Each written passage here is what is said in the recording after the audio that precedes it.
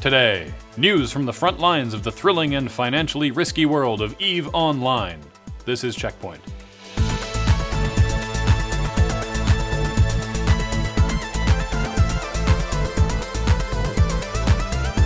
Welcome to CheckPoint, where it's summer. Though I guess it's summer in the rest of the Northern Hemisphere too, but also here. Not that you can tell, thanks to liberal application of SPF 1 trillion sunscreen, I think I'm paler now than I was in January. Remember a few months ago when Vivendi was looking to sell their shares in Activision Blizzard because they needed some cash? They couldn't warrant the sale because, darn it, Activision just makes too much money. But, according to the Financial Times, since it's been 5 years since the Blizz-Activision merger, Vivendi can now appoint people to Activision's board of directors. So apparently, their plan is to stack the board and force the company to take out a big loan so it can pay dividends to its shareholders.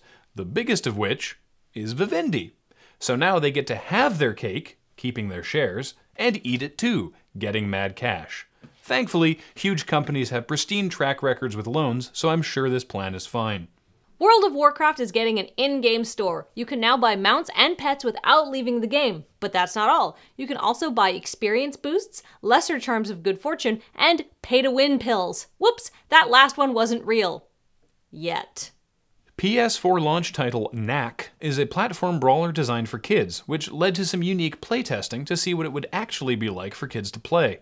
By making a custom PS4 controller that is 50% larger than the real thing, they could emulate the small hands of a child gripping a regular controller, and quickly realized kids would have a lot of trouble reaching the shoulder buttons, so they moved all the controls to the face buttons.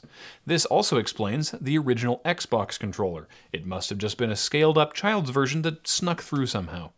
Remember EVE Online's tendency to have crazy shit happen? Well, guess what? More awesome crazy shit just happened! Last week, the Pandemic Legion, one of the most powerful combat-oriented coalitions in the EVE universe, was ambushed and in the process may have gained the dubious honor of losing the most money and supercarriers anyone has ever lost, ever, in the history of EVE! So what happened? Well, the Pandemic Legion fleet was called out to respond to what they thought was a fairly standard distress signal.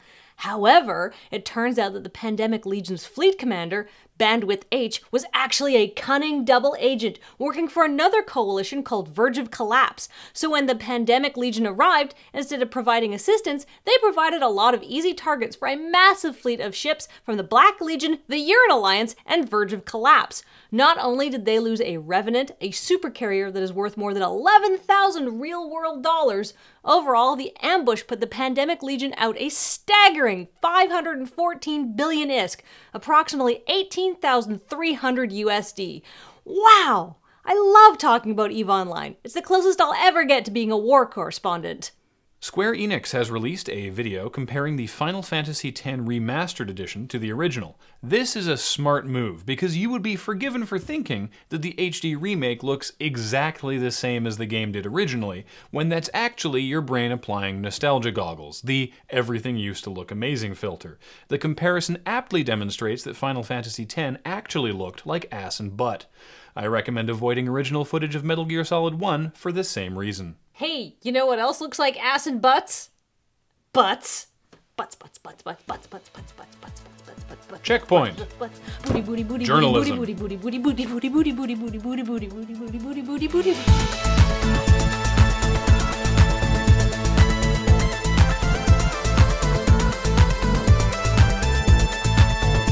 Coming up.